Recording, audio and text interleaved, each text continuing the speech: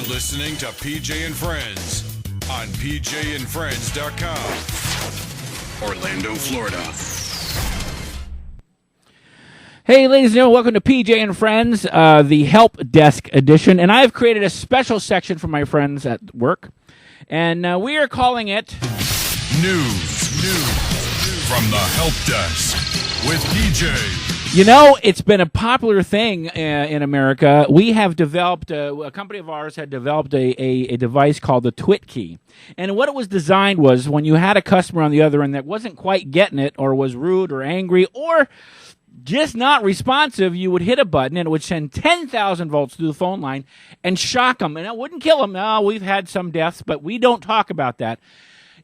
It would bring them alive and it would remind them that, hey, wake up, you need to answer us. Well, we now taken that to the next level. We have a rudimentary version here designed for the call center. You know, here we are all about the sales and all sorts of things. You know, we have several competitions going on. We have the Survivor where you have to get X number of sales or X number of fan makers a week to get pizza the next week.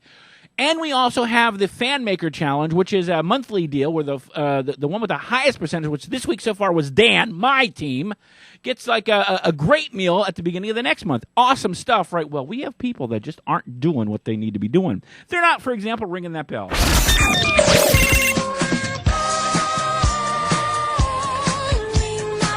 You know, at the end of every sale, they need to ring that bell. And the sad part of it is for the ones that do ring it, we get that lousy 80s clap. Duh. Well, we need to stop that, okay? The bigwigs want that. So I'm going to tell you what they're in negotiation with me with.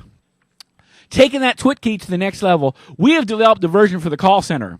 It's meant to, each manager and supervisor will be equipped with a key that'll link them to any one of the employees that are currently on the phone. And if they're not doing what they need to be doing, if they're not reaching their potential, well, gentle shock, loving shock will be sent through the phones. And we've got a demonstration today. So what it is you take a wet sponge, and I have a bucket here, and I have a wet sponge, and you put it on the employee's head. You got to make sure they get good and wet.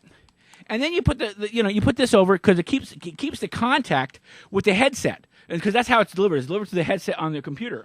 And what you do is if the employee is not doing what they're doing, they're offline, they're dilly-dallying, they're taking too long of a break, you just send a mild shock. It doesn't hurt. It doesn't kill. We've had no reported deaths from this. So if they're not doing what they're doing, if they're not ringing that bell like they should, then what you do is you just give them a shock. You know, if that guy's back late from work, late from lunch or break, then you need to.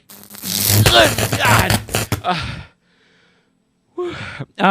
You know, this is again. This is in the testing stage, but be rolled out very shortly for all the managers and supervisors to handle their employees. So remember, if you're not ringing that bell, and you're not making those sales, you're not making those fan makers, this could be yours.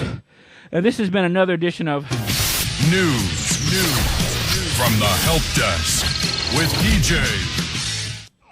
You're listening to PJ and Friends on pjandfriends.com. Orlando, Florida.